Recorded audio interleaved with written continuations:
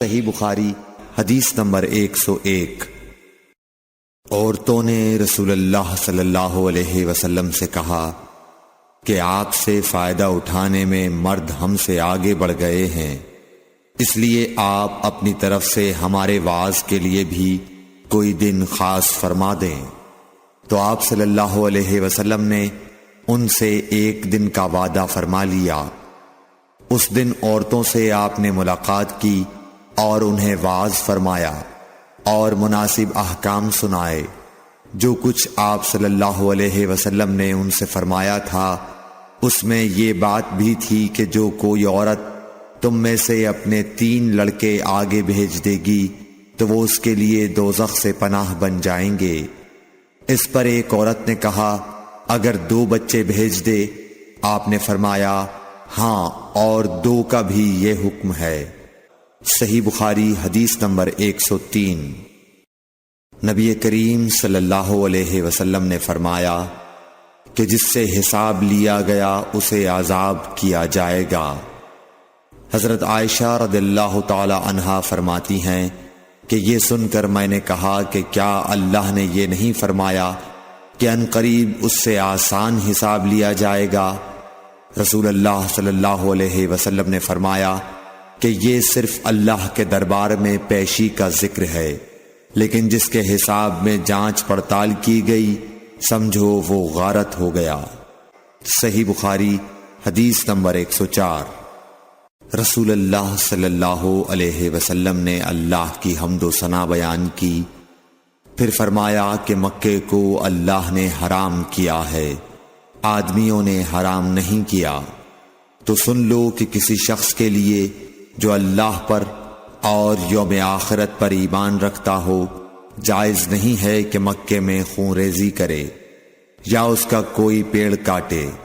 پھر اگر کوئی اللہ کے رسول کے لڑنے کی وجہ سے اس کا جواز نکالے تو اس سے کہہ دو اللہ نے اپنے رسول کے لیے اجازت دی تھی، تمہارے لیے نہیں دی، اور مجھے بھی دن کے کچھ لمحوں کے لیے اجازت ملی تھی، آج اس کی حرمت لوٹ آئی جیسی کل تھی، اور حاضر غائب کو یہ بات پہنچا دے۔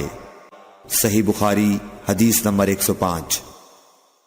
ایک مرتبہ ابو بکر رضی اللہ عنہ نے رسول اللہ صلی اللہ علیہ وسلم کا ذکر کیا کہ آپ صلی اللہ علیہ وسلم نے فرمایا تمہارے خون اور تمہارے مال، محمد کہتے ہیں کہ میرے خیال میں آپ نے آرادکم کا لفظ بھی فرمایا، یعنی اور تمہاری آبروئیں تم پر حرام ہیں، جس طرح تمہارے آج کے دن کی حرمت تمہارے اس مہینے میں۔ سن لو یہ خبر حاضر غائب کو پہنچا دے۔ اور محمد راوی حدیث کہتے تھے کہ رسول اللہ صلی اللہ علیہ وسلم نے سچ فرمایا۔ پھر دوبارہ فرمایا کہ کیا میں نے اللہ کا یہ حکم تمہیں نہیں پہنچا دیا؟ صحیح بخاری حدیث نمبر 106۔ رسول اللہ صلی اللہ علیہ وسلم نے فرمایا کہ مجھ پر جھوٹ مت بولو، کیونکہ جو مجھ پر جھوٹ باندھے وہ دوزخ میں داخل ہو۔ صحیح بخاری حدیث نمبر 107۔ رسول اللہ صلی اللہ علیہ وسلم نے فرمایا کہ جو شخص مجھ پر جھوٹ باندھے گا وہ اپنا ٹھکانہ جہنم بنا لے۔ صحیح بخاری حدیث نمبر 108۔ نبی اکرم صلی اللہ علیہ وسلم نے فرمایا کہ جو شخص مجھ پر جان بوجھ کر جھوٹ باندھے تو وہ اپنا ٹھکانہ جہنم میں بنا لے۔ صحیح بخاری حدیث نمبر 109۔ رسول اللہ صلی اللہ علیہ وسلم نے فرمایا کہ جو شخص میرے نام سے وہ بات بیان کرے جو میں نے نہیں کہی تو وہ اپنا ٹھکانہ جہنم میں بنا لے۔ صحیح بخاری حدیث نمبر 110۔ رسول اللہ صلی اللہ علیہ وسلم کا فرمان ہے کہ اپنی اولاد کا میرے نام کے اوپر نام رکھو مگر میری کنیت اختیار نہ کرو، اور جس شخص نے مجھے خواب میں دیکھا تو بلا شبہ اس نے مجھے دیکھا، کیونکہ شیطان میری صورت میں نہیں آ سکتا، اور جو شخص مجھ پر جان بوجھ کر جھوٹ بولے وہ دوزخ میں اپنا ٹھکانہ تلاش کرے۔ صحیح بخاری حدیث نمبر 111۔ جحیفہ کہتے ہیں کہ میں نے حضرت علی رضی اللہ عنہ سے پوچھا کہ کیا تمہارے پاس کوئی اور بھی کتاب ہے؟ انہوں نے فرمایا کہ نہیں مگر اللہ کی کتاب قرآن ہے، یا پھر فہم ہے جو وہ ایک مسلمان کو عطا کرتا ہے، یا پھر جو کچھ صحیفے میں ہے۔ میں نے پوچھا اس صحیفے میں کیا ہے؟ انہوں نے فرمایا دیت اور قیدیوں کی رہائی کا بیان ہے، اور یہ حکم کہ مسلمان کافر کے بدلے قتل نہ کیا جائے۔ صحیح بخاری حدیث نمبر 112۔ قبیلہ خزاعہ کے کسی شخص نے بنو لیس کے کسی آدمی کو اپنے مقتول کے بدلے میں مار دیا تھا۔ یہ فتح مکہ والے سال کی بات ہے۔ رسول اللہ صلی اللہ علیہ وسلم کو یہ خبر دی گئی۔ آپ نے اپنی اونٹنی پر سوار ہو کر خطبہ پڑھا اور فرمایا کہ اللہ نے مکے سے قتل یا ہاتھی کو روک لیا۔ امام بخاری رحمۃ اللہ علیہ فرماتے ہیں اس لفظ کو شک کے ساتھ سمجھو۔ ایسا ہی ابو نعیم وغیرہ نے القتل اور الفیل کہا ہے۔ ان کے علاوہ دوسرے لوگ الفیل کہتے ہیں۔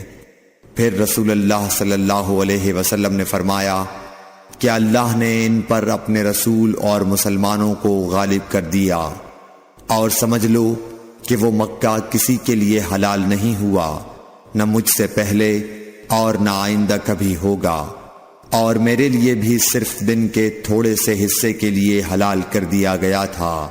سن لو کہ وہ اس وقت حرام ہے، نہ اس کا کوئی کانٹا توڑا جائے نہ اس کے درخت کاٹے جائیں، اور اس کی گری پڑی چیزیں بھی وہی اٹھائے جس کا منشا یہ ہو کہ وہ اس شے کا تعارف کرا دے گا۔ تو اگر کوئی شخص مارا جائے تو اس کے عزیزوں کو اختیار ہے دو باتوں کا، یا دیت لیں یا بدلہ۔ اتنے میں ایک یمنی آدمی ابو شاہ نامی آیا اور کہنے لگا یہ مسائل میرے لیے لکھوا دیجئے۔ تب آپ نے فرمایا کہ ابو فلاں کے لیے یہ مسائل لکھ دو۔ تو ایک قریشی شخص نے کہا یا رسول اللہ مگر اذخر، یعنی اذخر کاٹنے کی اجازت دے دیجئے، کیونکہ اسے ہم گھروں کی چھتوں پر ڈالتے ہیں یا مٹی ملا کر اور اپنی قبروں میں بھی ڈالتے ہیں۔ یہ سن کر رسول اللہ صلی اللہ علیہ وسلم نے فرمایا کہ ہاں مگر اذخر۔ صحیح بخاری حدیث نمبر 113۔ وہب بن منبح کے بھائی کہتے ہیں کہ میں نے حضرت ابو ہریرہ رضی اللہ تعالی عنہ کو کہتے ہوئے سنا کہ رسول اللہ صلی اللہ علیہ وسلم کے صحابہ میں عبداللہ بن عمر رضی اللہ عنہ کے علاوہ مجھ سے زیادہ کوئی حدیث بیان کرنے والا نہیں تھا، مگر وہ لکھ لیا کرتے تھے اور میں لکھتا نہیں تھا۔ صحیح بخاری حدیث نمبر 114۔ جب نبی اکرم صلی اللہ علیہ وسلم کے مرض میں شدت ہو گئی تو آپ صلی اللہ علیہ وسلم نے فرمایا کہ میرے پاس سامان کتابت لاؤ تاکہ تمہارے لیے ایک تحریر لکھ دوں، تاکہ بعد میں تم گمراہ نہ ہو سکو۔ اس پر حضرت عمر رضی اللہ عنہ نے لوگوں سے کہا کہ اس وقت آپ صلی اللہ علیہ وسلم پر تکلیف کا غلبہ ہے، اور ہمارے پاس اللہ کی کتاب قرآن موجود ہے جو ہمیں ہدایت کے لیے کافی ہے۔ اس پر لوگوں کی رائے مختلف ہو گئی اور شور و غل زیادہ ہونے لگا۔ آپ صلی اللہ علیہ وسلم نے فرمایا میرے پاس سے اٹھ کھڑے ہو، میرے پاس جھگڑنا ٹھیک نہیں۔ اس پر ابن عباس رضی اللہ عنہ یہ کہتے ہوئے نکل گئے کہ بے شک مصیبت بڑی سخت مصیبت ہے، وہ چیز جو ہمارے اور رسول کے اور آپ کی تحریر کے درمیان حائل ہو گئی۔ صحیح بخاری حدیث نمبر 115۔ ایک رات نبی کریم صلی اللہ علیہ وسلم نے بیدار ہوتے ہی فرمایا کہ سبحان اللہ، آج کی رات کس قدر فتنے اتارے گئے ہیں اور کتنے ہی خزانے کھولے گئے ہیں۔ ان حجرے والیوں کو جگاؤ، کیونکہ بہت سی عورتیں جو دنیا میں باریک کپڑا پہننے والی ہیں وہ آخرت میں ننگی ہوں گی۔ صحیح بخاری حدیث نمبر 116۔ حضرت عبداللہ بن عمر رضی اللہ عنہ نے فرمایا کہ آخر عمر میں ایک دفعہ رسول اللہ صلی اللہ علیہ وسلم نے ہمیں عشاء کی نماز پڑھائی۔ جب آپ نے سلام پھیرا تو کھڑے ہو گئے اور فرمایا کہ تمہاری آج کی رات وہ ہے کہ اس رات سے 100 برس کے آخر تک کوئی شخص جو زمین پر ہے وہ باقی نہیں رہے گا۔ صحیح بخاری حدیث نمبر 117۔ حضرت عبداللہ بن عباس رضی اللہ تعالی عنہ فرماتے ہیں کہ ایک رات میں اپنی خالہ میمونہ بنت حارث زوجہ نبی کریم صلی اللہ علیہ وسلم کے پاس گزاری، اور نبی کریم صلی اللہ علیہ وسلم اس دن ان کی رات میں انہی کے گھر تھے۔ آپ صلی اللہ علیہ وسلم نے عشاء کی نماز مسجد میں پڑھی، پھر گھر تشریف لائے اور 4 رکعت نماز نفل پڑھ کر آپ سو گئے۔ پھر اٹھے اور فرمایا کہ ابھی تک یہ لڑکا سو رہا ہے یا اسی جیسا لفظ فرمایا۔ پھر آپ نماز پڑھنے کھڑے ہو گئے اور میں بھی وضو کر کے آپ کی بائیں جانب کھڑا ہو گیا، تو آپ صلی اللہ علیہ وسلم نے مجھے دائیں جانب کھڑا کر لیا۔ تب آپ نے 5 رکعت پڑھی، پھر 2 پڑھی، پھر آپ سو گئے، یہاں تک کہ میں نے آپ کے خراٹے کی آواز سنی۔ پھر آپ کھڑے ہو کر نماز کے لیے باہر تشریف لے آئے۔ صحیح بخاری حدیث نمبر 118۔ حضرت ابو ہریرہ رضی اللہ تعالیٰ عنہ کہتے ہیں کہ لوگ کہتے ہیں کہ ابو ہریرہ بہت حدیثیں بیان کرتے ہیں، اور میں کہتا ہوں کہ قرآن میں 2 آیتیں نہ ہوتیں تو میں کوئی حدیث بیان نہ کرتا۔ پھر یہ آیت پڑھی جس کا ترجمہ یہ ہے، جو لوگ اللہ کی نازل کی ہوئی دلیلوں اور آیتوں کو چھپاتے ہیں، آخر آیت رحیم تک۔ واقعہ یہ ہے کہ ہمارے مہاجرین بھائی تو بازار کی خرید و فروخت میں لگے رہتے تھے، اور انصار بھائی اپنی جائیدادوں میں مشغول رہتے، اور ابو ہریرہ رسول اللہ صلی اللہ علیہ وسلم کے ساتھ جی بھر کر رہتا، تاکہ آپ کی رفاقت میں شکم پوری سے بھی بے فکری رہے، اور ان مجلسوں میں حاضر رہتا جن مجلسوں میں دوسرے حاضر نہ ہوتے، اور وہ باتیں محفوظ رکھتا جو دوسرے محفوظ نہیں رکھ سکتے تھے۔ صحیح بخاری حدیث نمبر 119۔ ابو ہریرہ رضی اللہ عنہ کہتے ہیں کہ میں نے عرض کیا، یا رسول اللہ، میں آپ سے بہت سی باتیں سنتا ہوں مگر بھول جاتا ہوں۔ آپ صلی اللہ علیہ وسلم نے فرمایا، اپنی چادر پھیلاؤ۔ میں نے اپنی چادر پھیلائی، آپ صلی اللہ علیہ وسلم نے اپنے دونوں ہاتھوں کی چلو بنائی اور میری چادر میں ڈال دی، فرمایا کہ چادر کو بدن پر لپیٹ لو۔ میں نے چادر کو اپنے بدن پر لپیٹ لیا، پھر اس کے بعد میں کوئی چیز نہیں بھولا۔ صحیح بخاری حدیث نمبر 120۔ حضرت ابو ہریرہ رضی اللہ عنہ فرماتے ہیں کہ میں نے رسول اللہ صلی اللہ علیہ وسلم سے علم کے 2 برتن یاد کر لیے ہیں، ایک کو میں نے پھیلا دیا ہے، اور دوسرا برتن اگر میں پھیلاؤں تو میرا یہ نرخرا کاٹ دیا جائے۔ صحیح بخاری حدیث نمبر 121۔ نبی اکرم صلی اللہ علیہ وسلم نے حجۃ الوداع میں فرمایا کہ لوگوں کو بالکل خاموش کر دو تاکہ وہ خوب سن لیں۔ پھر فرمایا، لوگوں میرے بعد پھر کافر مت بن جانا کہ ایک دوسرے کی گردن مارنے لگو۔ صحیح بخاری حدیث نمبر 122۔ رسول اللہ صلی اللہ علیہ وسلم نے فرمایا کہ ایک روز موسیٰ علیہ السلام نے کھڑے ہو کر بنی اسرائیل میں خطبہ دیا تو آپ سے پوچھا گیا کہ لوگوں میں سب سے زیادہ صاحب علم کون ہے؟ انہوں نے فرمایا کہ میں ہوں۔ اس وجہ سے اللہ کا غصہ ان پر ہوا کہ انہوں نے علم کو خدا کے حوالے کیوں نہ کر دیا۔ تب اللہ نے ان کی طرف وحی بھیجی کہ میرے بندوں میں سے ایک بندہ دریاؤں کے سنگم پر ہے جہاں فارس اور روم کے سمندر ملتے ہیں، وہ تجھ سے زیادہ عالم ہے۔ موسیٰ علیہ السلام نے کہا کہ اے پروردگار، میری ان سے ملاقات کیسے ہو؟ حکم ہوا کہ ایک مچھلی زنبیل میں رکھ لو، پھر جہاں تم اس مچھلی کو گم کر دو گے تو وہ بندہ تمہیں وہیں ملے گا۔ تب موسیٰ علیہ السلام چلے اور ساتھ اپنے خادم یوشع بن نون کو لے لیا اور انہوں نے زنبیل میں مچھلی رکھ لی۔ جب ایک پتھر کے پاس پہنچے دونوں اپنے سر اس پر رکھ کر سو گئے اور مچھلی زنبیل سے نکل کر دریا میں اپنی راہ بناتی چلی گئی۔ اور یہ بات موسیٰ علیہ السلام اور ان کے ساتھی کے لیے بے حد تعجب کی تھی۔ پھر دونوں باقی رات اور دن میں جتنا وقت باقی تھا چلتے رہے۔ جب صبح ہوئی موسیٰ علیہ السلام نے خادم سے کہا ہمارا ناشتہ لاؤ، اس سفر میں ہم نے کافی تکلیف اٹھائی ہے۔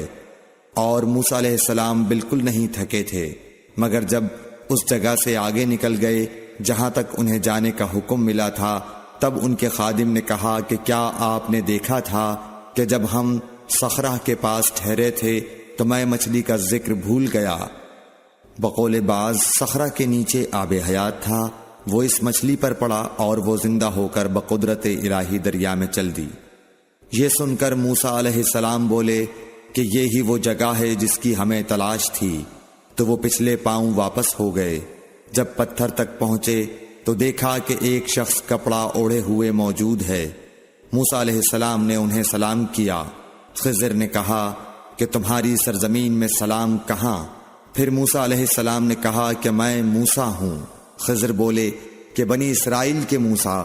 انہوں نے جواب دیا ہاں۔ پھر کہا کہ کیا میں آپ کے ساتھ چل سکتا ہوں تاکہ آپ مجھے ہدایت کی وہ باتیں بتلاؤ جو اللہ نے خاص آپ ہی کو سکھلائی ہیں۔ خضر بولے کہ تم میرے ساتھ صبر نہیں کر سکو گے۔ اے موسیٰ، مجھے اللہ نے ایسا علم دیا ہے جسے تم نہیں جانتے، اور تم کو جو علم دیا ہے اسے میں نہیں جانتا۔ اس پر موسیٰ علیہ السلام نے کہا کہ خدا نے چاہا تو آپ مجھے صابر پاؤ گے، اور میں کسی بات میں آپ کی نافرمانی نہیں کروں گا۔ پھر دونوں دریا کے کنارے کنارے پیدل چلے۔ ان کے پاس کوئی کشتی نہ تھی کہ ایک کشتی ان کے سامنے سے گزری تو کشتی والوں سے انہوں نے کہا کہ ہمیں بٹھا لو۔ خضر کو انہوں نے پہچان لیا اور بغیر کرائے کے سوار کر لیا۔ اتنے میں ایک چڑیا آئی اور کشتی کے کنارے پر بیٹھ گئی۔ پھر سمندر میں اس نے ایک یا دو چونچیں ماری۔ اسے دیکھ کر خضر بولے کہ اے موسیٰ، میرے اور تمہارے علم نے اللہ کے علم میں سے اتنا ہی کم کیا ہوگا جتنا اس چڑیا نے سمندر کے پانی سے۔ پھر خضر نے کشتی کے تختوں میں سے ایک تختہ نکال ڈالا۔ موسیٰ علیہ السلام نے کہا کہ ان لوگوں نے تو ہمیں کرایہ لیے بغیر مفت میں سوار کیا، اور آپ نے ان کی کشتی کی لکڑی اکھاڑ ڈالی تاکہ یہ ڈوب جائیں۔ خضر بولے کہ کیا میں نے نہیں کہا تھا کہ تم میرے ساتھ صبر نہیں کر سکو گے؟ اس پر موسیٰ علیہ السلام نے جواب دیا کہ بھول پر میری گرفت نہ کرو۔ موسیٰ علیہ السلام نے بھول کر یہ پہلا اعتراض کیا تھا۔ پھر دونوں چلے۔ کشتی سے اتر کر ایک لڑکا بچوں کے ساتھ کھیل رہا تھا۔ خضر نے اوپر سے اس کا سر پکڑ کر ہاتھ سے اسے الگ کر دیا۔ موسیٰ علیہ السلام بول پڑے، کیا آپ نے ایک بے گناہ بچے کو بغیر کسی جانی حق کے مار ڈالا؟ غضب ہو گیا۔ خضر بولے کہ میں نے تم سے نہیں کہا تھا کہ تم میرے ساتھ صبر نہیں کر سکو گے؟ ابن عیینہ کہتے ہیں کہ اس کلام میں پہلے سے زیادہ تاکید ہے، کیونکہ پہلے کلام میں لفظ لکا نہیں کہا تھا، اس میں لکا زائد کیا، جس سے تاکید ظاہر ہے۔ پھر دونوں چلتے رہے حتیٰ کہ ایک گاؤں والوں کے پاس آئے۔ ان سے کھانا لینا چاہا، انہوں نے کھانا کھلانے سے انکار کر دیا۔ انہوں نے وہیں دیکھا کہ ایک دیوار اسی گاؤں میں گرنے کے قریب تھی۔ خضر نے اپنے ہاتھ کے اشارے سے اسے سیدھا کر دیا۔ موسیٰ علیہ السلام بول اٹھے کہ اگر آپ چاہتے تو گاؤں والوں سے اس کام کی مزدوری لے سکتے تھے۔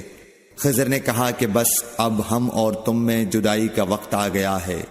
جناب محبوب کبریا رسول اللہ صلی اللہ علیہ وسلم فرماتے ہیں کہ اللہ موسیٰ علیہ السلام پر رحم کرے۔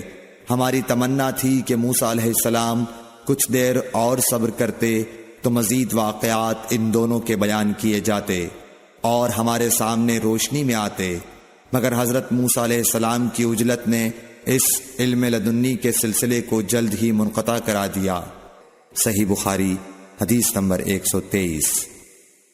ایک شخص رسول اللہ صلی اللہ علیہ وسلم کی خدمت اقدس میں حاضر ہوا اور اس نے عرض کیا، یا رسول اللہ، اللہ کی راہ میں لڑائی کی کیا صورت ہے؟ کیونکہ ہم میں سے کوئی غصے کی وجہ سے اور کوئی غیرت کی وجہ سے جنگ کرتا ہے۔ تو آپ صلی اللہ علیہ وسلم نے اس کی طرف سر اٹھایا، اور سر اس لیے اٹھایا کہ پوچھنے والا کھڑا ہوا تھا۔ پھر آپ صلی اللہ علیہ وسلم نے فرمایا، جو اللہ کے کلمے کو سر بلند کرنے کے لیے لڑے وہ اللہ کی راہ میں لڑتا ہے۔ صحیح بخاری حدیث نمبر 124۔ رسول اللہ صلی اللہ علیہ وآلہ وسلم سے رمی کے وقت پوچھا جا رہا تھا تو ایک شخص نے عرض کیا، یا رسول اللہ، میں نے رمی سے قبل قربانی کر لی۔ آپ صلی اللہ علیہ وسلم نے فرمایا، اب رمی کر لو، کچھ حرج نہیں ہوا۔ دوسرے نے کہا، یا رسول اللہ، میں نے قربانی سے پہلے سر مڈا لیا۔ آپ صلی اللہ علیہ وسلم نے فرمایا، اب قربانی کر لو، کچھ حرج نہیں۔ اس وقت جس چیز کے بارے میں جو آگے پیچھے ہو گئی تھی آپ سے پوچھا گیا، آپ صلی اللہ علیہ وسلم نے یہی جواب دیا، اب کر لو، کچھ حرج نہیں۔ صحیح بخاری حدیث نمبر 125۔ حضرت عبداللہ بن مسعود رضی اللہ تعالی عنہ کہتے ہیں کہ ایک مرتبہ میں رسول کریم صلی اللہ علیہ وسلم کے ساتھ مدینے کے کھنڈرات میں چل رہا تھا، اور آپ کھجور کی چھڑی پر سہارا دے کر چل رہے تھے، تو کچھ یہودیوں کا ادھر سے گزر ہوا۔ ان میں سے ایک نے دوسرے سے کہا کہ آپ سے روح کے بارے میں کچھ پوچھو۔ ان میں سے کسی نے کہا، مت پوچھو، ایسا نہ ہو کہ وہ کوئی ایسی بات کہہ دیں جو تمہیں ناگوار ہو۔ مگر ان میں سے بعض نے کہا کہ ہم ضرور پوچھیں گے۔ پھر ایک شخص نے کھڑے ہو کر کہا، اے ابو القاسم، روح کیا چیز ہے؟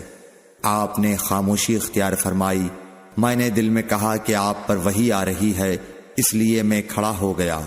جب آپ صلی اللہ علیہ وسلم سے وہ کیفیت دور ہو گئی تو آپ صلی اللہ علیہ وسلم نے قرآن کی یہ آیت جو اس وقت نازل ہوئی تھی تلاوت فرمائی، اے نبی، تم سے یہ لوگ روح کے بارے میں پوچھ رہے ہیں، کہہ دو کہ روح میرے رب کے حکم سے ہے، اور تمہیں علم کا بہت تھوڑا حصہ دیا گیا ہے، اس لیے تم روح کی حقیقت نہیں سمجھ سکتے۔ صحیح بخاری حدیث نمبر 126۔ رسول اللہ صلی اللہ علیہ وآلہ وسلم نے ارشاد فرمایا کہ اے عائشہ، اگر تیری قوم دور جاہلیت کے ساتھ قریب نہ ہوتی بلکہ پرانی ہو گئی ہوتی، ابن زبیر نے کہا یعنی زمانہ کفر کے ساتھ قریب نہ ہوتی، تو میں کعبے کو توڑ دیتا اور اس کے لیے 2 دروازے بنا دیتا، ایک دروازے سے لوگ داخل ہوتے اور دوسرے دروازے سے باہر نکلتے۔ صحیح بخاری حدیث نمبر 127۔ حضرت علی رضی اللہ عنہ کا ارشاد ہے کہ لوگوں سے وہ باتیں کرو جنہیں وہ پہچانتے ہوں۔ کیا تمہیں یہ پسند ہے کہ لوگ اللہ اور اس کے رسول کو جھٹلا دیں؟ صحیح بخاری حدیث نمبر 128۔ ایک مرتبہ حضرت معاذ بن جبل رسول اللہ صلی اللہ علیہ وسلم کے پیچھے سواری پر سوار تھے۔ آپ نے فرمایا، اے معاذ، میں نے عرض کیا حاضر ہوں یا رسول اللہ۔ آپ صلی اللہ علیہ وسلم نے دوبارہ فرمایا، اے معاذ، میں نے عرض کیا حاضر ہوں اے اللہ کے رسول۔ آپ صلی اللہ علیہ وسلم نے 12 فرمایا، اے معاذ، میں نے عرض کیا حاضر ہوں اے اللہ کے رسول۔ 3 بار ایسا ہوا۔ اس کے بعد آپ صلی اللہ علیہ وسلم نے فرمایا کہ جو شخص سچے دل سے اس بات کی گواہی دے کہ اللہ کے سوا کوئی معبود نہیں ہے اور محمد صلی اللہ علیہ وسلم اللہ کے سچے رسول ہیں، اللہ تعالی اس کو دوزخ کی آگ پر حرام کر دیتا ہے۔ میں نے کہا، یا رسول اللہ، کیا اس بات سے لوگوں کو باخبر نہ کر دوں تاکہ وہ خوش ہو جائیں؟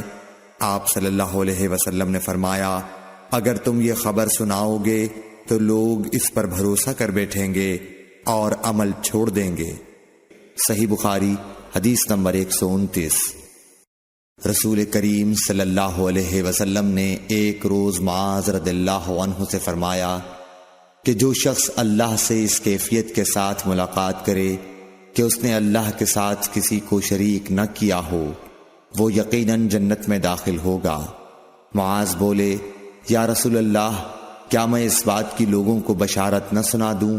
آپ صلی اللہ علیہ وسلم نے فرمایا، نہیں، مجھے خوف ہے کہ لوگ اس پر بھروسہ کر بیٹھیں گے۔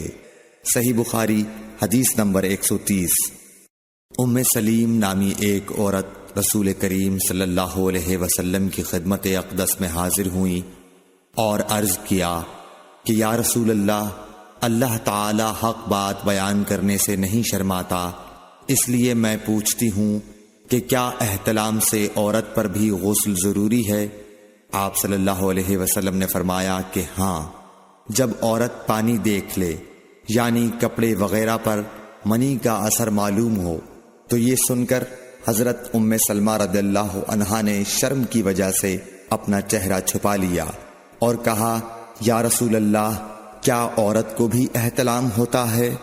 آپ نے فرمایا، ہاں، تیرے ہاتھ خاک آلود ہوں، پھر کیوں اس کا بچہ اس کی صورت کے مشابہ ہوتا ہے؟ یعنی یہی اس کے احتلام کا ثبوت ہے۔ صحیح بخاری حدیث نمبر 131۔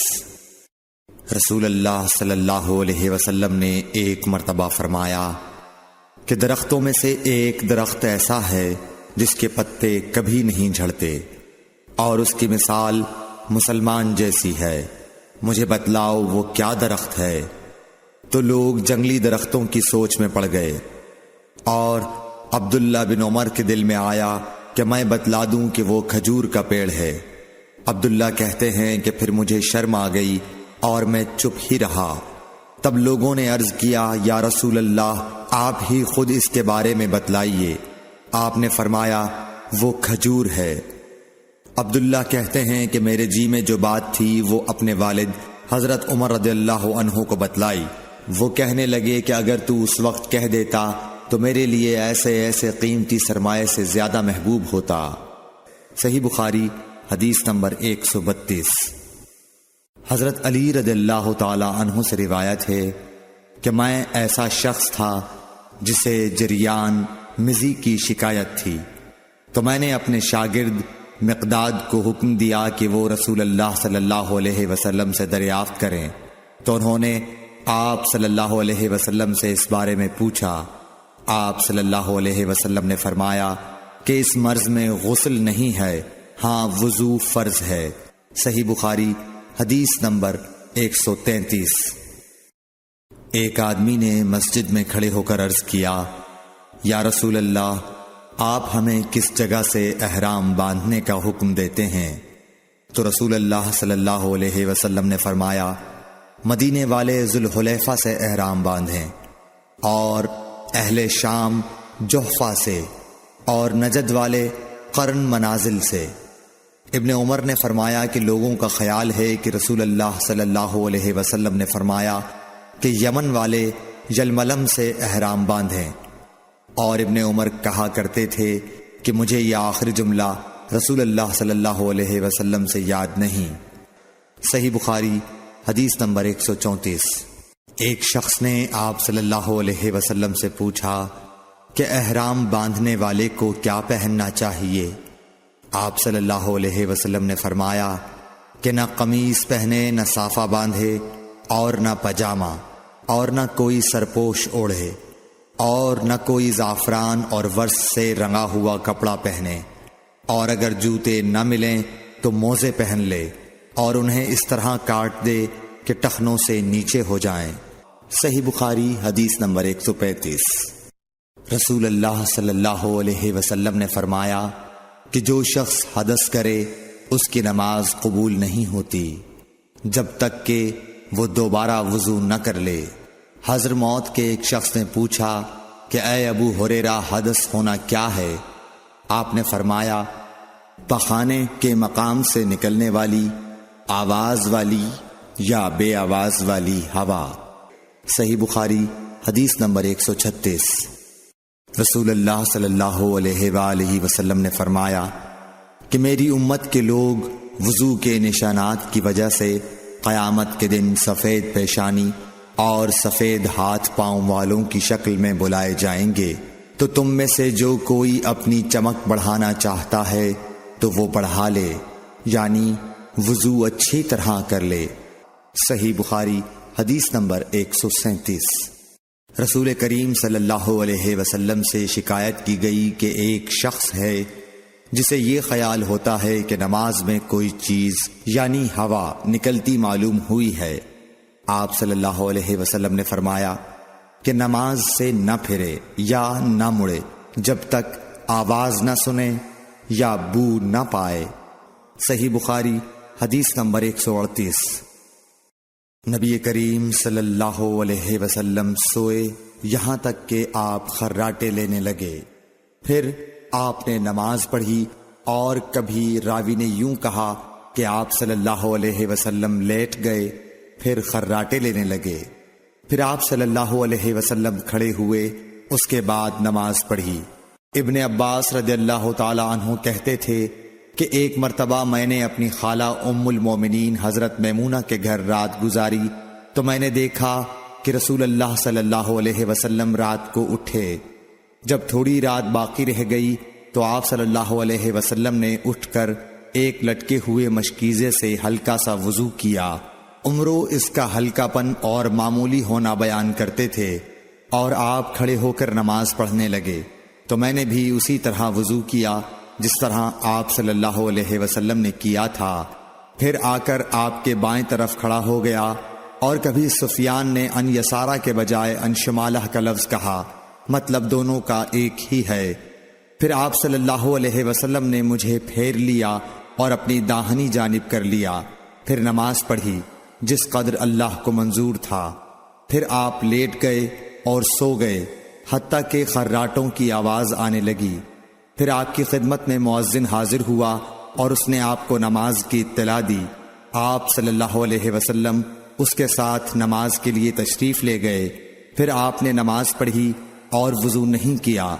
سفیان کہتے ہیں کہ ہم نے عمرو سے کہا، کچھ لوگ کہتے ہیں کہ رسول اللہ صلی اللہ علیہ وسلم کی آنکھیں سوتی تھیں، دل نہیں سوتا تھا۔ عمرو نے کہا، میں نے عبید بن عمیر سے سنا، وہ کہتے تھے کہ انبیاء علیہ السلام کے خواب بھی وہی ہوتے ہیں۔ پھر قرآن کی یہ آیت پڑھی، میں خواب میں دیکھتا ہوں کہ میں تجھے ذبح کر رہا ہوں۔ صحیح بخاری حدیث نمبر 139۔ رسول اللہ صلی اللہ علیہ وسلم میدان عرفات سے واپس ہوئے۔ جب گھاٹی میں پہنچے تو آپ اتر گئے۔ آپ نے پہلے پیشاب کیا، پھر وضو کیا، اور خوب اچھی طرح نہیں کیا۔ تب میں نے کہا، یا رسول اللہ، نماز کا وقت آ گیا۔ آپ صلی اللہ علیہ وسلم نے فرمایا، نماز آگے ہے، یعنی مزدلفہ چل کر پڑھیں گے۔ جب مزدلفہ میں پہنچے تو آپ نے خوب اچھی طرح وضو کیا، پھر جماعت کھڑی کی گئی۔ آپ صلی اللہ علیہ وسلم نے مغرب کی نماز پڑھی، پھر ہر شخص نے اپنے اونٹ کو اپنی جگہ بٹھایا، پھر عشاء کی جماعت کھڑی کی گئی اور آپ نے نماز پڑھی، اور ان دونوں نمازوں کے درمیان کوئی نماز نہیں پڑھی۔ صحیح بخاری حدیث نمبر 140۔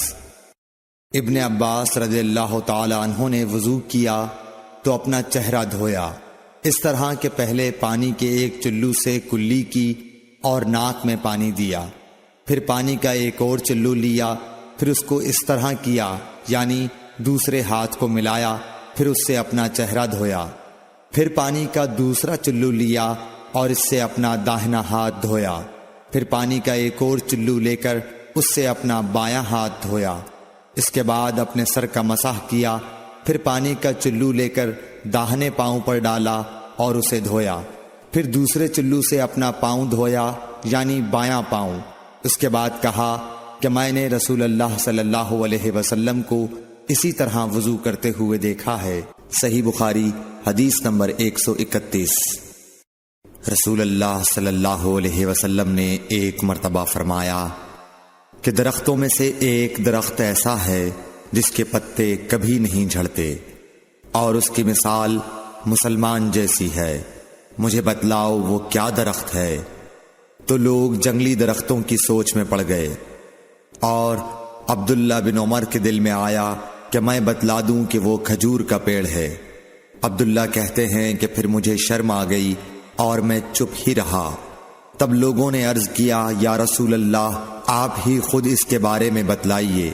آپ نے فرمایا، وہ کھجور ہے۔ عبداللہ کہتے ہیں کہ میرے جی میں جو بات تھی وہ اپنے والد حضرت عمر رضی اللہ عنہ کو بتلائی۔ وہ کہنے لگے کہ اگر تو اس وقت کہہ دیتا تو میرے لیے ایسے ایسے قیمتی سرمایے سے زیادہ محبوب ہوتا۔ صحیح بخاری حدیث نمبر 132۔ حضرت علی رضی اللہ تعالی عنہ سے روایت ہے کہ میں ایسا شخص تھا جسے جریان مزی کی شکایت تھی، تو میں نے اپنے شاگرد مقداد کو حکم دیا کہ وہ رسول اللہ صلی اللہ علیہ وسلم سے دریافت کریں، تو انہوں نے آپ صلی اللہ علیہ وسلم سے اس بارے میں پوچھا۔ آپ صلی اللہ علیہ وسلم نے فرمایا کہ اس مرض میں غسل نہیں ہے، ہاں وضو فرض ہے۔ صحیح بخاری حدیث نمبر 133۔ ایک آدمی نے مسجد میں کھڑے ہو کر عرض کیا، یا رسول اللہ، آپ ہمیں کس جگہ سے احرام باندھنے کا حکم دیتے ہیں؟ تو رسول اللہ صلی اللہ علیہ وسلم نے فرمایا، مدینے والے ذوالحلیفہ سے احرام باندھیں، اور اہل شام جحفہ سے، اور نجد والے قرن منازل سے۔ ابن عمر نے فرمایا کہ لوگوں کا خیال ہے کہ رسول اللہ صلی اللہ علیہ وسلم نے فرمایا کہ یمن والے یلملم سے احرام باندھیں، اور ابن عمر کہا کرتے تھے کہ مجھے یہ آخری جملہ رسول اللہ صلی اللہ علیہ وسلم سے یاد نہیں۔ صحیح بخاری حدیث نمبر 134۔ ایک شخص نے آپ صلی اللہ علیہ وسلم سے پوچھا کہ احرام باندھنے والے کو کیا پہننا چاہیے؟ آپ صلی اللہ علیہ وسلم نے فرمایا کہ نہ قمیص پہنے، نہ صافہ باندھے، اور نہ پجامہ، اور نہ کوئی سرپوش اوڑھے، اور نہ کوئی زعفران اور ورس سے رنگا ہوا کپڑا پہنے، اور اگر جوتے نہ ملیں تو موزے پہن لے، اور انہیں اس طرح کاٹ دے کہ ٹخنوں سے نیچے ہو جائیں۔ صحیح بخاری حدیث نمبر 135۔ رسول اللہ صلی اللہ علیہ وسلم نے فرمایا کہ جو شخص حدث کرے اس کی نماز قبول نہیں ہوتی جب تک کہ وہ دوبارہ وضو نہ کر لے۔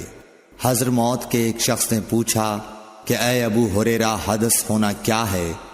آپ نے فرمایا، پخانے کے مقام سے نکلنے والی آواز والی یا بے آواز والی ہوا۔ صحیح بخاری حدیث نمبر 136۔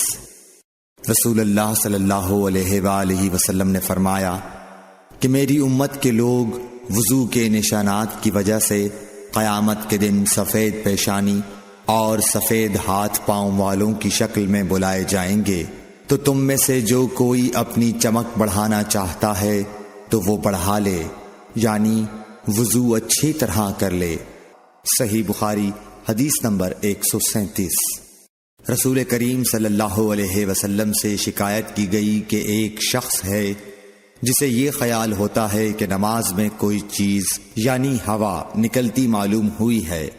آپ صلی اللہ علیہ وسلم نے فرمایا کہ نماز سے نہ پھرے یا نہ مڑے جب تک آواز نہ سنے یا بو نہ پائے۔ صحیح بخاری حدیث نمبر 138۔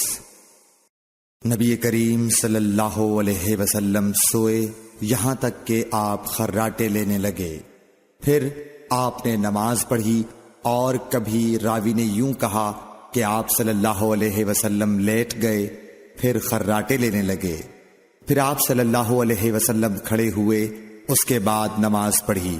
ابن عباس رضی اللہ تعالی عنہ کہتے تھے کہ ایک مرتبہ میں نے اپنی خالہ ام المومنین حضرت میمونہ کے گھر رات گزاری، تو میں نے دیکھا کہ رسول اللہ صلی اللہ علیہ وسلم رات کو اٹھے۔ جب تھوڑی رات باقی رہ گئی تو آپ صلی اللہ علیہ وسلم نے اٹھ کر ایک لٹکے ہوئے مشکیزے سے ہلکا سا وضو کیا۔ عمرو اس کا ہلکا پن اور معمولی ہونا بیان کرتے تھے، اور آپ کھڑے ہو کر نماز پڑھنے لگے، تو میں نے بھی اسی طرح وضو کیا جس طرح آپ صلی اللہ علیہ وسلم نے کیا تھا، پھر آ کر آپ کے بائیں طرف کھڑا ہو گیا، اور کبھی سفیان نے ان یسارہ کے بجائے ان شمالہ کا لفظ کہا، مطلب دونوں کا ایک ہی ہے۔ پھر آپ صلی اللہ علیہ وسلم نے مجھے پھیر لیا اور اپنی داہنی جانب کر لیا، پھر نماز پڑھی جس قدر اللہ کو منظور تھا، پھر آپ لیٹ گئے اور سو گئے حتیٰ کہ خراٹوں کی آواز آنے لگی۔ پھر آپ کی خدمت میں مؤذن حاضر ہوا اور اس نے آپ کو نماز کی اطلاع دی۔ آپ صلی اللہ علیہ وسلم اس کے ساتھ نماز کے لیے تشریف لے گئے۔ پھر آپ نے نماز پڑھی اور وضو نہیں کیا۔ سفیان کہتے ہیں کہ ہم نے عمروں سے کہا، کچھ لوگ کہتے ہیں کہ رسول اللہ صلی اللہ علیہ وسلم کی آنکھیں سوتی تھیں، دل نہیں سوتا تھا۔ عمروں نے کہا، میں نے عبید بن عمیر سے سنا، وہ کہتے تھے کہ انبیاء علیہ السلام کے خواب بھی وہی ہوتے ہیں۔ پھر قرآن کی یہ آیت پڑھی، میں خواب میں دیکھتا ہوں کہ میں تجھے ذبح کر رہا ہوں۔ صحیح بخاری حدیث نمبر 139۔ رسول اللہ صلی اللہ علیہ وسلم میدان عرفات سے واپس ہوئے۔ جب گھاٹی میں پہنچے تو آپ اتر گئے۔ آپ نے پہلے پیشاب کیا، پھر وضو کیا اور خوب اچھی طرح نہیں کیا۔ تب میں نے کہا، یا رسول اللہ، نماز کا وقت آ گیا۔ آپ صلی اللہ علیہ وسلم نے فرمایا، نماز آگے ہے، یعنی مزدلفہ چل کر پڑھیں گے۔ جب مزدلفہ میں پہنچے تو آپ نے خوب اچھی طرح وضو کیا، پھر جماعت کھڑی کی گئی۔ آپ صلی اللہ علیہ وسلم نے مغرب کی نماز پڑھی، پھر ہر شخص نے اپنے اونٹ کو اپنی جگہ بٹھایا۔ پھر عشاء کی جماعت کھڑی کی گئی اور آپ نے نماز پڑھی، اور ان دونوں نمازوں کے درمیان کوئی نماز نہیں پڑھی۔ صحیح بخاری حدیث نمبر 140۔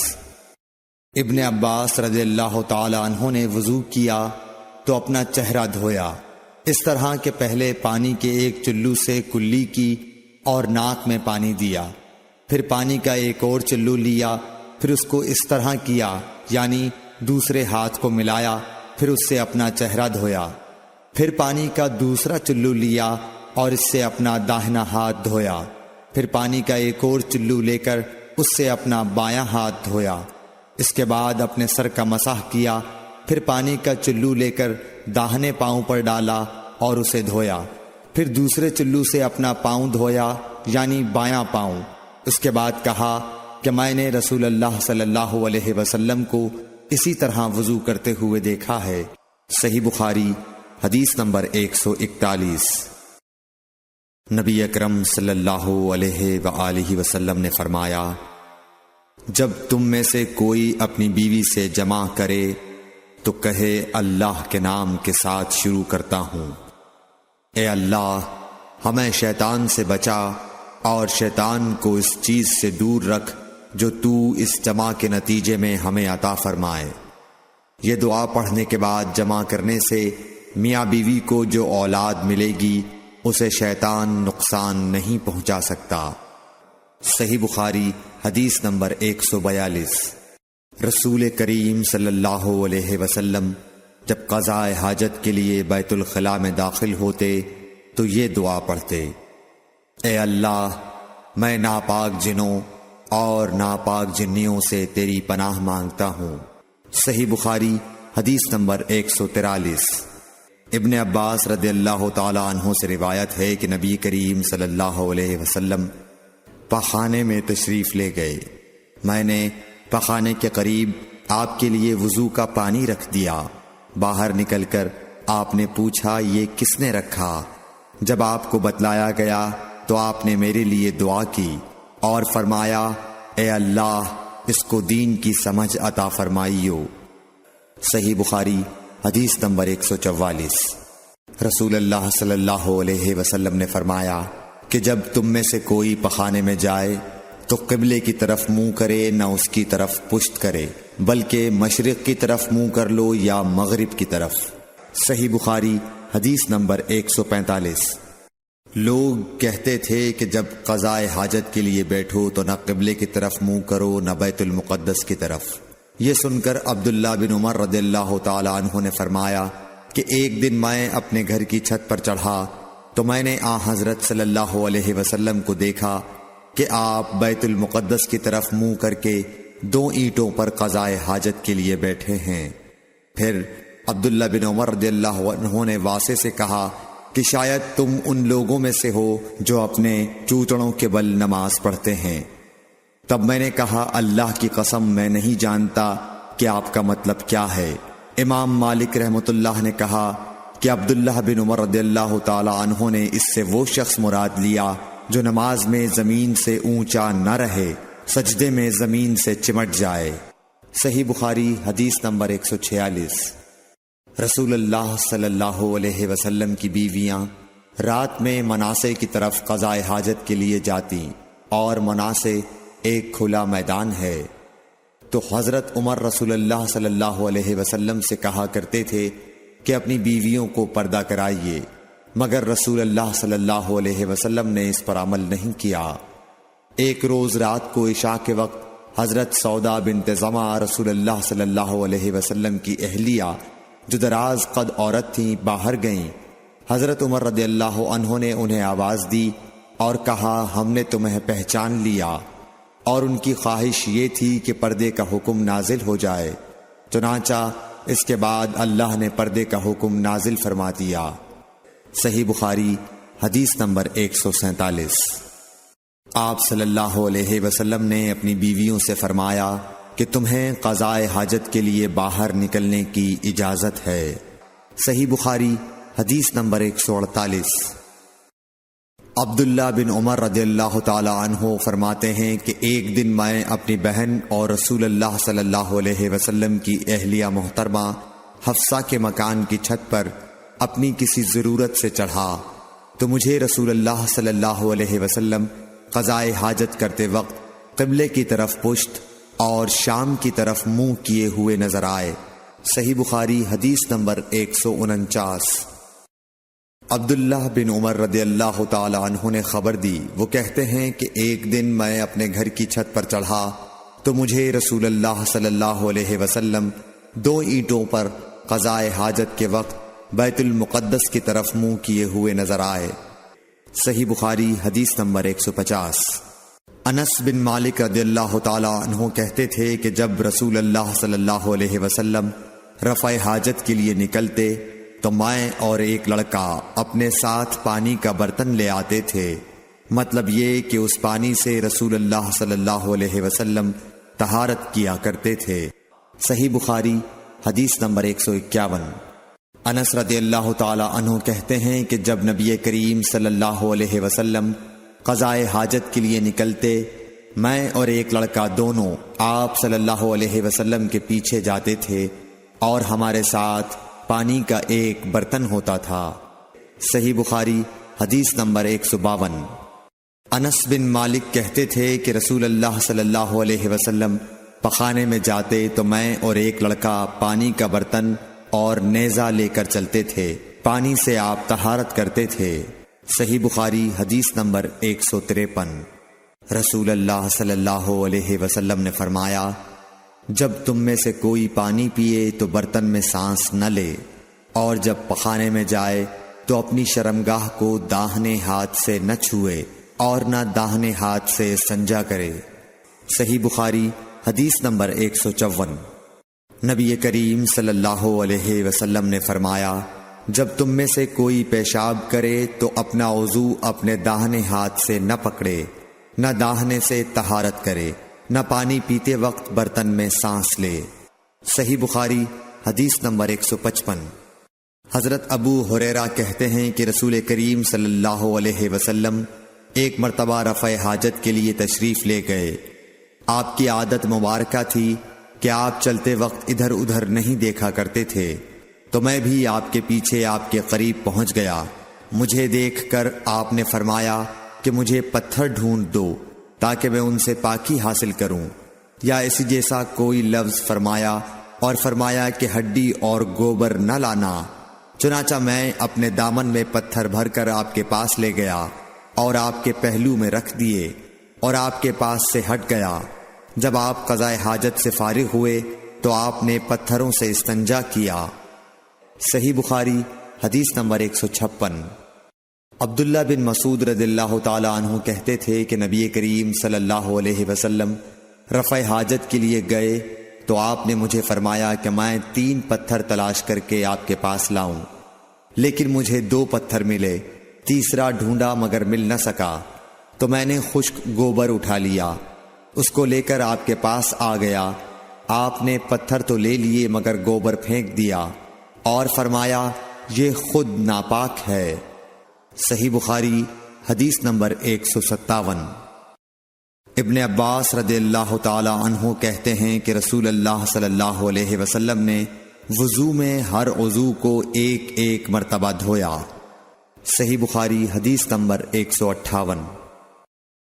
عبداللہ بن زید رضی اللہ تعالی عنہ بیان کرتے ہیں کہ نبی کریم صلی اللہ علیہ وسلم نے وضو میں اعضاء کو 2 بار دھویا۔ صحیح بخاری حدیث نمبر 159۔ حضرت عثمان بن عفان رضی اللہ تعالی عنہ نے پانی کا برتن مانگا اور لے کر پہلے اپنی ہتھیلیوں پر 3 مرتبہ پانی ڈالا، پھر انہیں دھویا۔ اس کے بعد اپنا داہنا ہاتھ برتن میں ڈالا اور پانی لے کر کلی کی اور ناک صاف کی، پھر 3 بار اپنا چہرہ دھویا اور کوہنیوں تک 3 بار دونوں ہاتھ دھوئے، پھر اپنے سر کا مسح کیا، پھر پانی لے کر ٹخنوں تک 3 مرتبہ اپنے دونوں پاؤں دھوئے، پھر کہا کہ رسول اللہ صلی اللہ علیہ وسلم نے فرمایا ہے کہ جو شخص میری طرح ایسا وضو کرے پھر 2 رکعت پڑھے جس میں اپنے نفس سے کوئی بات نہ کرے تو اس کے گزشتہ گناہ معاف کر دیے جاتے ہیں۔ صحیح بخاری حدیث نمبر 160۔ رسول اللہ صلی اللہ علیہ وسلم فرماتے ہیں کہ جب بھی کوئی شخص اچھی طرح وضو کرتا ہے اور خلوص کے ساتھ نماز پڑھتا ہے تو اس کے ایک نماز سے دوسری نماز پڑھنے تک کے گناہ معاف کر دیے جاتے ہیں۔ صحیح بخاری حدیث نمبر 161۔ نبی کریم صلی اللہ علیہ وسلم نے فرمایا جو شخص وضو کرے اسے چاہیے کہ ناک صاف کرے، اور جو پتھر سے استنجا کرے اسے چاہیے کہ طاق عدد یعنی 1، 3 یا 5 ہی سے کرے۔ صحیح بخاری حدیث نمبر 162۔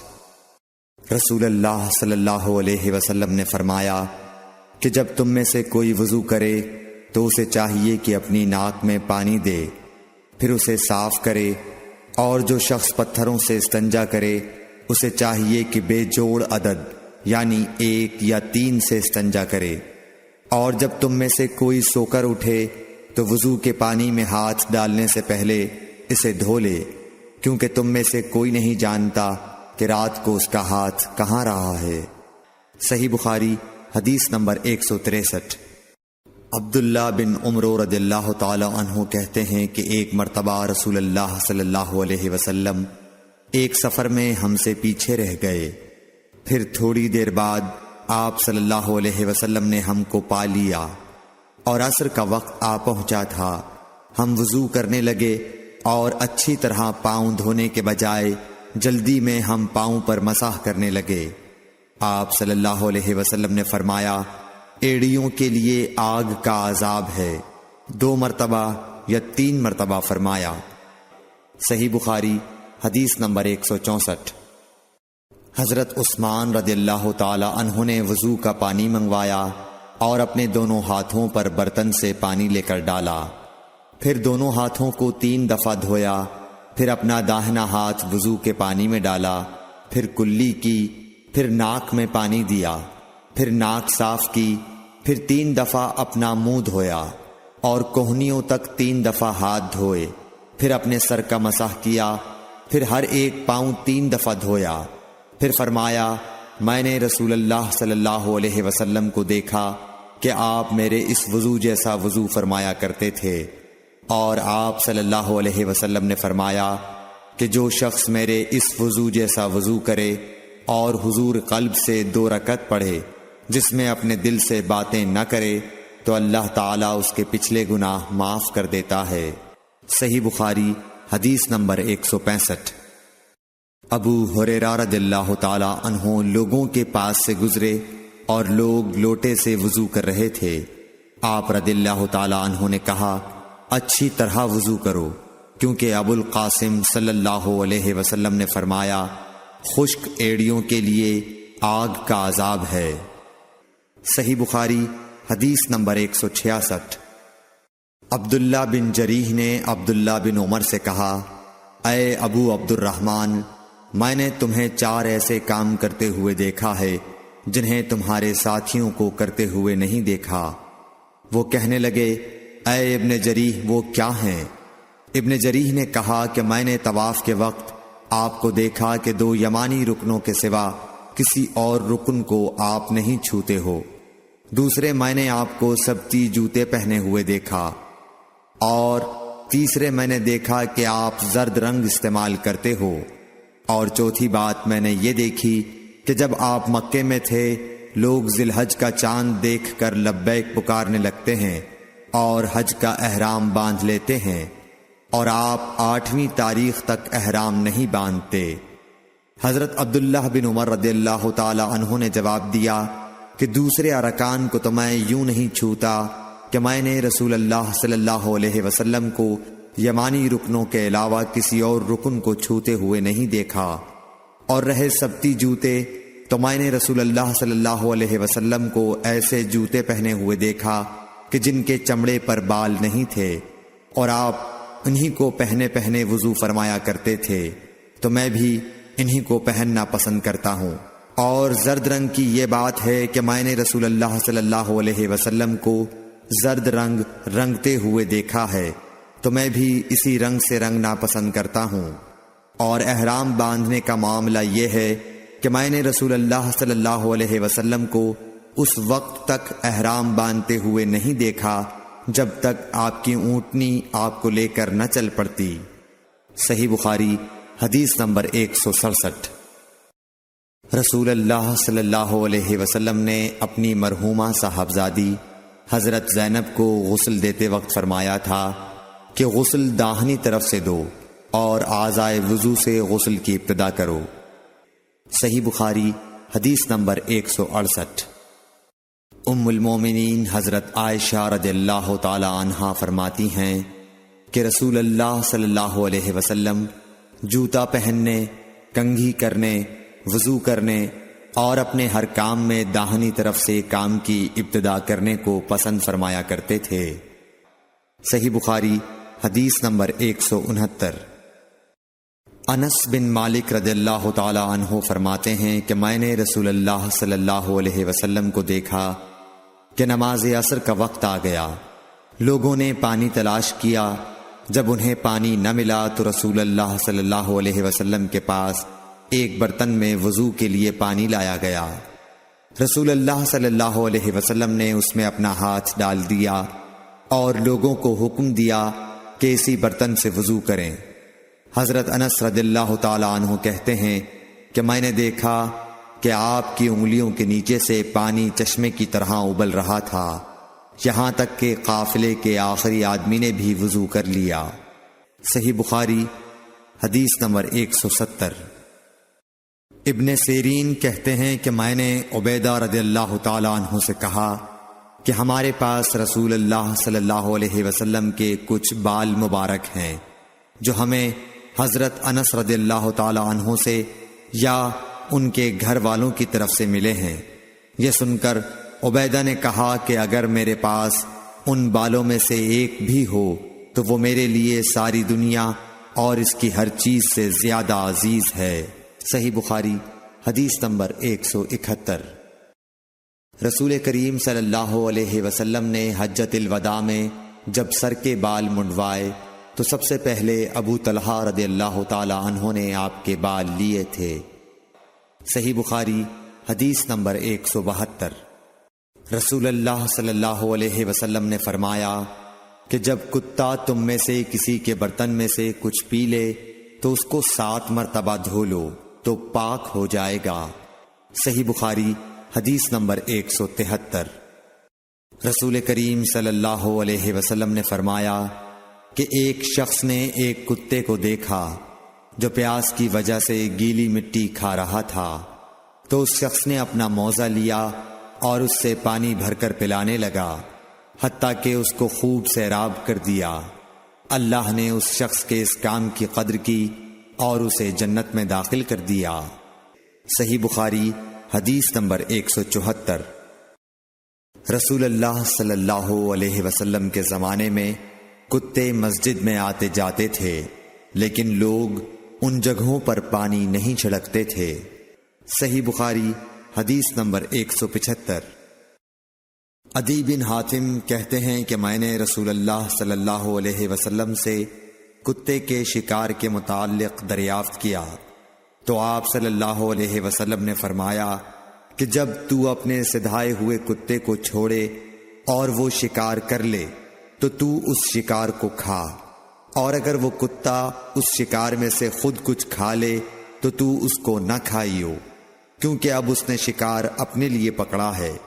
میں نے کہا کہ بعض دفعہ میں شکار کے لیے اپنے کتے چھوڑتا ہوں، پھر اس کے ساتھ دوسرے کتے کو بھی پاتا ہوں۔ آپ صلی اللہ علیہ وسلم نے فرمایا پھر مت کھا، کیونکہ تم نے بسم اللہ اپنے کتے پر پڑھی تھی، دوسرے کتے پر نہیں پڑھی۔ صحیح بخاری حدیث نمبر 176۔ رسول کریم صلی اللہ علیہ وسلم نے فرمایا کہ بندہ اس وقت تک نماز ہی میں رہتا ہے جب تک وہ مسجد میں نماز کا انتظار کرتا رہے، تا وقت کہ وہ حدث نہ کرے۔ ایک اجمی آدمی نے پوچھا کہ اے ابو ہریرہ، حدث کیا چیز ہے؟ انہوں نے فرمایا کہ ہوا جو پیچھے سے خارج ہو، جسے عرف عام میں گوز مارنا کہتے ہیں۔ صحیح بخاری حدیث نمبر 177۔ رسول اللہ صلی اللہ علیہ وسلم نے فرمایا کہ نمازی نماز سے اس وقت تک نہ پھرے جب تک ریح کی آواز نہ سن لے یا اس کی بو نہ پالے۔ صحیح بخاری حدیث نمبر 178۔ حضرت علی رضی اللہ تعالی عنہ نے فرمایا کہ میں ایسا آدمی تھا جس کو سیلان مزی کی شکایت تھی، مگر رسول اللہ صلی اللہ علیہ وسلم سے دریافت کرتے ہوئے مجھے شرم آئی، تو میں نے ابن الاسود کو حکم دیا۔ انہوں نے آپ صلی اللہ علیہ وسلم سے پوچھا، آپ نے فرمایا کہ اس میں وضو کرنا فرض ہے۔ صحیح بخاری حدیث نمبر 179۔ زید بن خالد نے حضرت عثمان بن عفان رضی اللہ تعالی عنہ سے پوچھا کہ اگر کوئی شخص صحبت کرے اور منی نہ نکلے، فرمایا کہ وضو کرے جس طرح نماز کے لیے وضو کرتا ہے، اور اپنے وضو کو دھو لے۔ حضرت عثمان رضی اللہ تعالی عنہ کہتے ہیں کہ یہ میں نے رسول اللہ صلی اللہ علیہ وسلم سے سنا ہے۔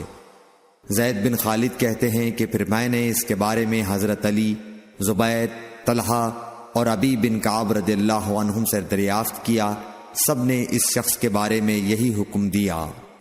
صحیح بخاری حدیث نمبر 180۔ رسول اللہ صلی اللہ علیہ وسلم نے ایک انصاری کو بلایا، وہ آئے تو ان کے سر سے پانی ٹپک رہا تھا۔ رسول کریم صلی اللہ علیہ وسلم نے فرمایا شاید ہم نے تمہیں جلدی میں ڈال دیا۔ انہوں نے کہا جی ہاں۔ تب رسول اللہ صلی اللہ علیہ وسلم نے فرمایا کہ جب کوئی جلدی کا کام آ پڑے یا تمہیں انزال نہ ہو تو تم پر وضو ہے، غسل ضروری نہیں۔ صحیح بخاری حدیث نمبر 181۔ رسول کریم صلی اللہ علیہ وسلم جب عرفہ سے لوٹے تو پہاڑ کی گھاٹی کی جانب مڑ گئے اور رفع حاجت کی۔ اسامہ کہتے ہیں کہ پھر آپ نے وضو کیا اور میں آپ صلی اللہ علیہ وسلم کے اعضاء پر پانی ڈالنے لگا اور آپ وضو فرماتے رہے۔ میں نے کہا یا رسول اللہ، آپ اب نماز پڑھیں گے؟ آپ نے فرمایا نماز کا مقام تمہارے سامنے یعنی مزدلفہ میں ہے، وہاں نماز پڑھی جائے گی۔ صحیح بخاری حدیث نمبر 182۔ مغیرہ بن شعبہ رضی اللہ عنہ ایک سفر میں رسول کریم صلی اللہ علیہ وسلم کے ساتھ تھے۔ وہاں آپ رفع حاجت کے لیے تشریف لے گئے۔ جب آپ واپس آئے، آپ نے وضو شروع کیا تو مغیرہ بن شعبہ آپ کے اعضائے وضو پر پانی ڈالنے لگے۔ آپ صلی اللہ علیہ وسلم وضو کر رہے تھے۔ آپ نے اپنے منہ اور ہاتھوں کو دھویا، سر کا مسح کیا اور موزوں پر مسح کیا۔ صحیح بخاری حدیث نمبر 183۔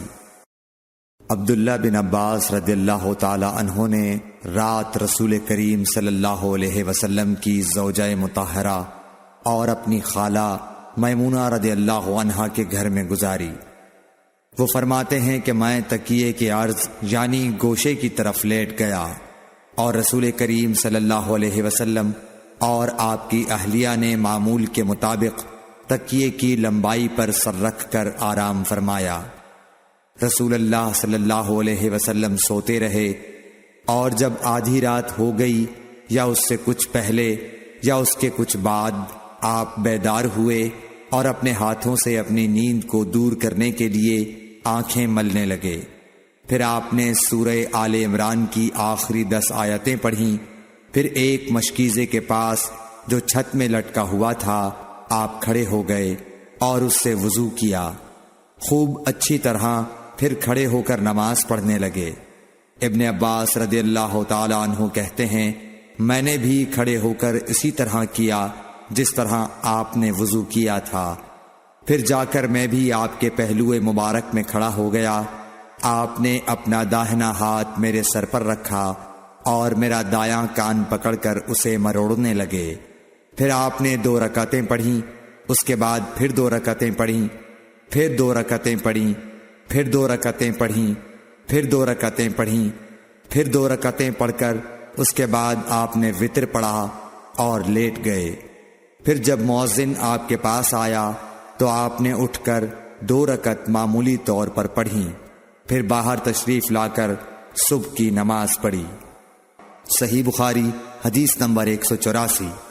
اسماء بنت ابی بکر کہتی ہیں کہ میں رسول اللہ صلی اللہ علیہ وسلم کی زوجہ محترمہ عائشہ رضی اللہ تعالی عنہا کے پاس ایسے وقت آئی جب کہ سورج کو گہن لگ رہا تھا اور لوگ کھڑے ہو کر نماز پڑھ رہے تھے۔ کیا دیکھتی ہوں وہ بھی کھڑے ہو کر نماز پڑھ رہی ہیں۔ میں نے کہا کہ لوگوں کو کیا ہو گیا ہے، تو انہوں نے اپنے ہاتھ سے آسمان کی طرف اشارہ کر کے کہا سبحان اللہ۔ میں نے کہا کیا یہ کوئی خاص نشانی ہے؟ تو انہوں نے اشارے سے کہا کہ ہاں۔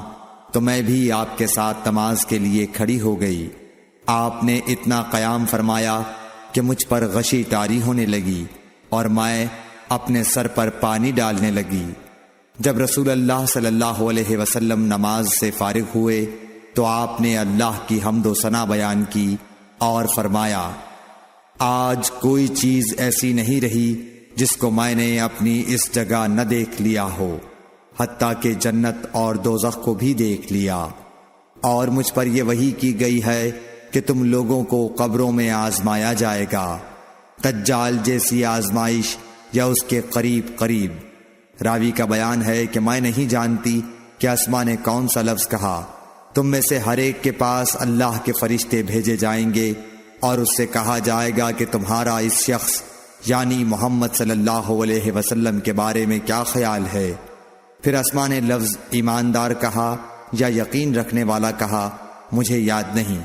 بہرحال وہ شخص کہے گا کہ محمد صلی اللہ علیہ وسلم اللہ کے سچے رسول ہیں، وہ ہمارے پاس نشانیاں اور ہدایت کی روشنی لے کر آئے، ہم نے اسے قبول کیا، ایمان لائے اور آپ کا اتباع کیا۔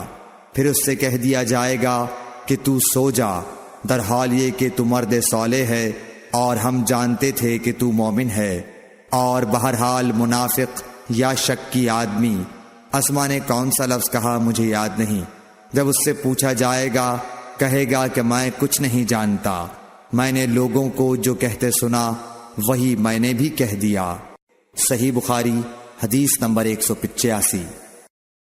ایک آدمی نے عبداللہ بن زید رضی اللہ تعالی عنہ جو عمرو بن یحییٰ کے دادا ہیں سے پوچھا کہ کیا آپ مجھے دکھا سکتے ہیں کہ رسول اللہ صلی اللہ علیہ وسلم نے کس طرح وضو کیا ہے؟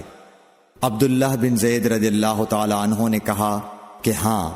پھر انہوں نے پانی کا برتن منگوایا، پہلے پانی اپنے ہاتھوں پر ڈالا اور 2 مرتبہ ہاتھ دھوئے، پھر 3 مرتبہ کلی کی، 3 بار ناک صاف کی، پھر 3 دفعہ اپنا چہرہ دھویا، پھر کوہنیوں تک اپنے دونوں ہاتھ 2 مرتبہ دھوئے، پھر اپنے دونوں ہاتھوں سے اپنے سر کا مسح کیا، اس طور پر اپنے ہاتھ پہلے آگے لائے پھر پیچھے لے گئے، مسح سر کے ابتدائی حصے سے شروع کیا، پھر دونوں ہاتھ گدی تک لے جا کر وہیں واپس لائے جہاں سے مسح شروع کیا تھا، پھر اپنے پیر دھوئے۔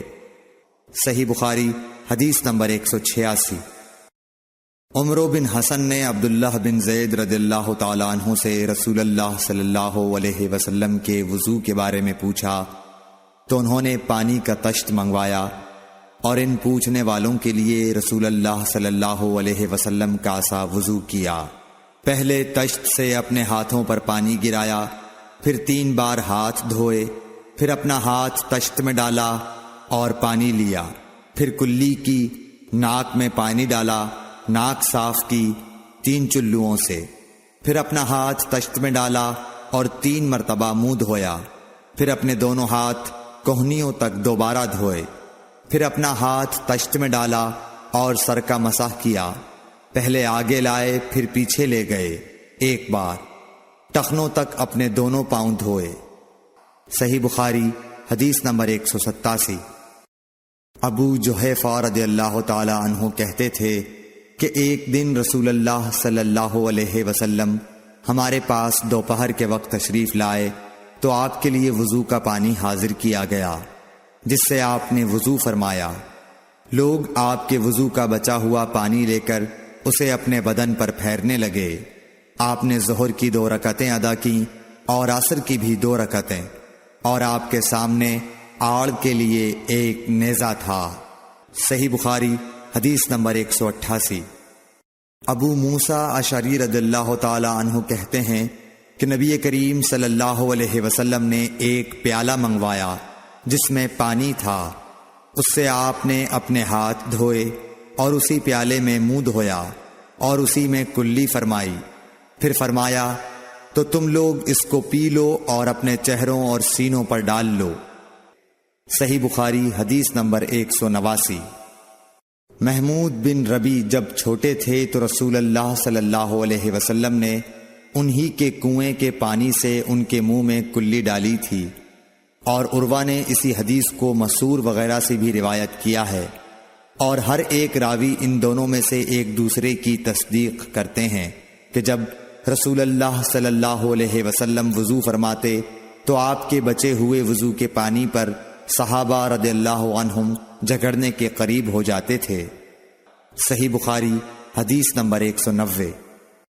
صائب بن یزید کہتے تھے کہ میری خالہ مجھے نبی کریم صلی اللہ علیہ وسلم کی خدمت میں لے گئیں اور عرض کیا کہ یا رسول اللہ، میرا یہ بھانجا بیمار ہے۔ آپ صلی اللہ علیہ وسلم نے میرے سر پر اپنا ہاتھ پھیرا اور میرے لیے برکت کی دعا فرمائی، پھر آپ نے وضو کیا اور میں نے آپ کے وضو کا بچا ہوا پانی پیا، پھر میں آپ کی کمر کے پیچھے کھڑا ہو گیا اور میں نے مہر نبوت دیکھی جو آپ کے مونڈھوں کے درمیان ایسی تھی جیسے چھپر کھٹ کی گھنڈی یا کبوتر کا انڈا۔ صحیح بخاری حدیث نمبر 191۔ عبداللہ بن زید رضی اللہ تعالی عنہ نے وضو کرتے وقت برتن سے پہلے اپنے دونوں ہاتھوں پر پانی ڈالا، پھر انہیں دھویا، پھر دھویا، یا یوں کہا کہ کلی کی اور ناک میں ایک چلو سے پانی ڈالا اور 3 مرتبہ اسی طرح کیا، پھر 3 مرتبہ اپنا چہرہ دھویا، پھر کوہنیوں تک اپنے دونوں ہاتھ 2 بار دھوئے، پھر سر کا مسح کیا، اگلی جانب اور پچھلی جانب کا، اور ٹخنوں تک اپنے دونوں پاؤں دھوئے، پھر کہا کہ رسول اللہ صلی اللہ علیہ وسلم کا وضو اسی طرح ہوا کرتا تھا۔ صحیح بخاری حدیث نمبر 192۔ عبداللہ بن زید رضی اللہ تعالی عنہ سے رسول کریم صلی اللہ علیہ وسلم کے وضو کے بارے میں پوچھا تو عبداللہ بن زید رضی اللہ عنہ نے پانی کا ایک تشت منگوایا، پھر ان لوگوں کے دکھانے کے لیے وضو شروع کیا۔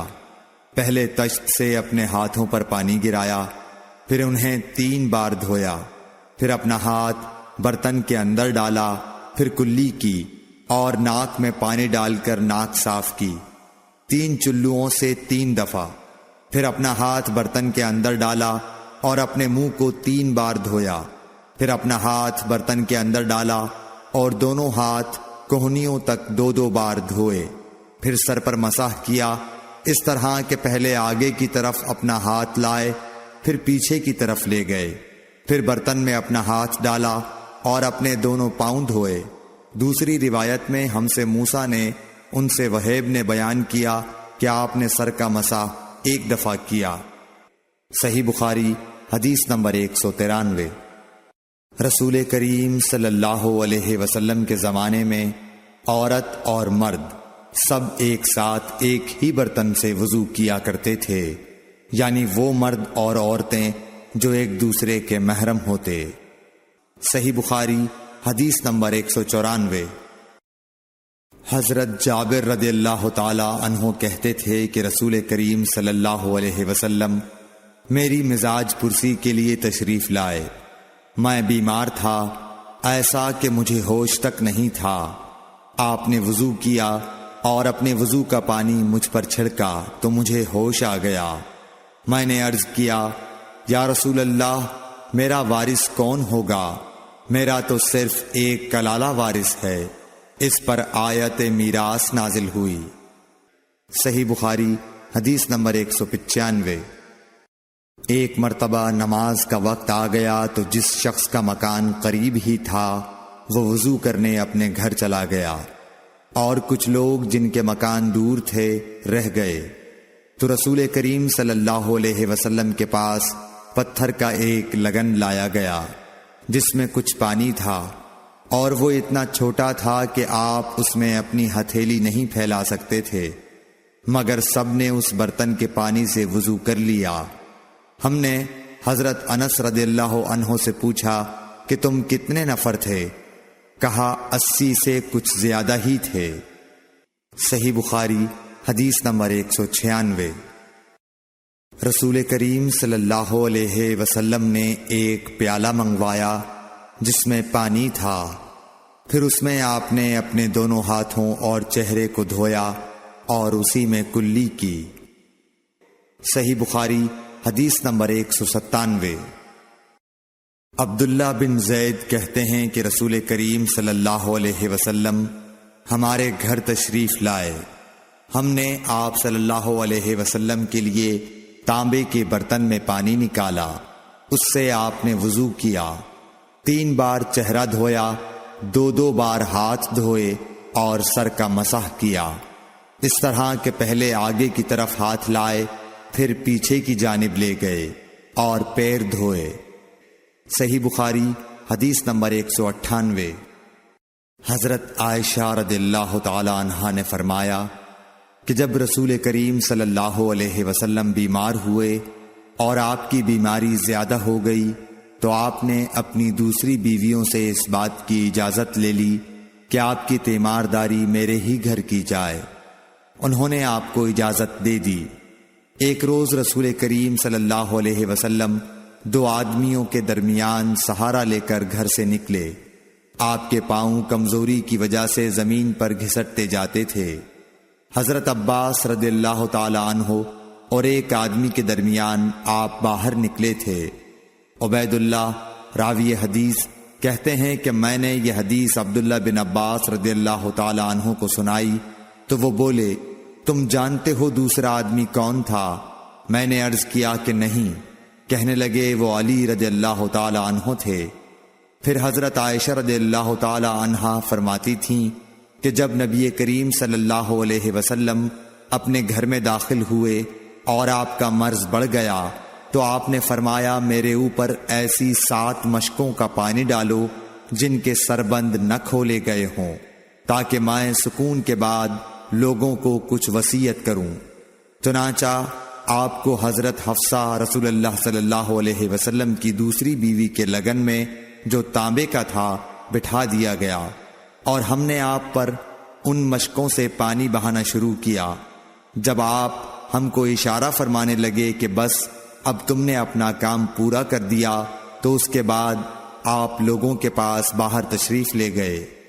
صحیح بخاری حدیث نمبر 199۔ عمرو بن یحییٰ نے اپنے باپ یحییٰ کے واسطے سے بیان کیا، وہ کہتے ہیں کہ میرے چچا بہت وضو کیا کرتے تھے، یا یہ کہ وضو میں بہت پانی بہاتے تھے۔ ایک دن انہوں نے عبداللہ بن زید رضی اللہ تعالی عنہ سے کہا کہ مجھے بتلائیے رسول اللہ صلی اللہ علیہ وسلم کس طرح وضو کیا کرتے تھے۔